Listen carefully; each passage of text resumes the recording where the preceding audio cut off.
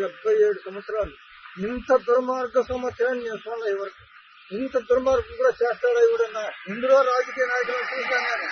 ఇంత దుర్మార్గం చేసి చూడలే. వచ్చినాడు ఏదో చేస్తాడు, వచ్చినట్టు ఇది చేస్తాడు, ఏమి చేసింది లేదు. నాశనం చేసేసి పూసినాడు ప్రజల్ని. జగన్మోహన్ రెడ్డి ఎందుకు వచ్చినావు? ఈ మాదిరిగా రోడ్డు పైన కొట్టించాడంటే వచ్చినావు.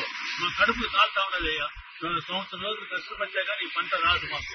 2 రోజులుగా మార్కెట్ యార్డ్ లో మేము అమ్ముకోలేక మంచి ధరకు లైన్ పెరుగు అమ్ముకునేదంటే లేకుండా దీనికి మాకు వచ్చిన నష్టాన్ని ఎవరు కట్టిస్తారు? ఎవరు జగన్మోహన్ రెడ్డి చెప్పియా?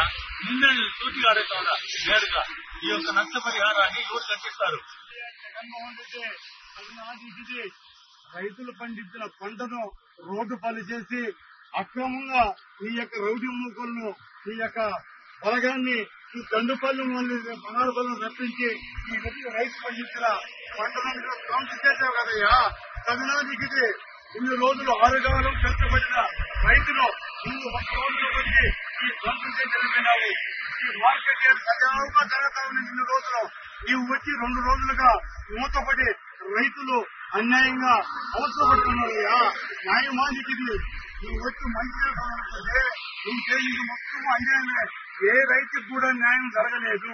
నీవు వచ్చి అందరూ రైతులు ఇబ్బంది పడుతున్నారు తప్పిస్తే రైతుకి ఏం న్యాయం జరగలేదు.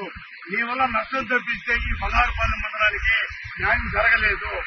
మేము రైతులు ఇన్ని రోజులుగా మండీలకు, తర్వాత ర్యాంపులకు, ఫ్యాక్టరీలకు తరలించి మా యొక్క మామిడి పంటను మేము అమ్ముకుంటుంటే నీవు ఈ రోజు అన్యాయంగా వచ్చి నువ్వు బలత్కారంగా రైతు పండించిన పంటను రోడ్డు పాలు చేస్తే ఇది నీకు దక్కునా? ఇది నీకు న్యాయమా? రైతు పడే అవస్థ నీకు తెలుసా? లేకపోతే నువ్వు రైతును ఆదుకున్నావా? నీ జీవితంలో నీ 5 ఏళ్ల పరిపాలనలో ఒక రైతు కదా నువ్వు న్యాయం చేశావా? ఇది అన్యాయము. ఈ అన్యాయాన్ని ఎవరైనా భరిస్తారు? ఇది బంగారుపాలెం చరిత్రలో ఒక బ్లాక్ డేగా నిలిచిపోతుందని కూడా మేము ఈ సమావేశంగా మేము వ్యక్తపరుస్తా ఉన్నాం. చాలా బాధాకరం. ఇది చూస్తే కడుపు కాలుతా ఉంది. రైతు పండించిన పంటను ఎవరు ఈ మాదిరిగా చూపించేది ఎప్పుడూ లేదు, ఎక్కడా లేదు. ఈ బంగారుపాలెంలోని జగన్మోహన్ రెడ్డి వచ్చి ఏదో ఆదుకుంటాడని అనుకుంటే ఇతను వచ్చి పంటను ఈ మాదిరిగా తొక్కిచ్చి నేలపాలు చేసి ఎవరికి ఆదుకోకుండా ఇతను మమ్మల్ని నిరాశకు గురి చేసి వెళ్లిపోయినాడు.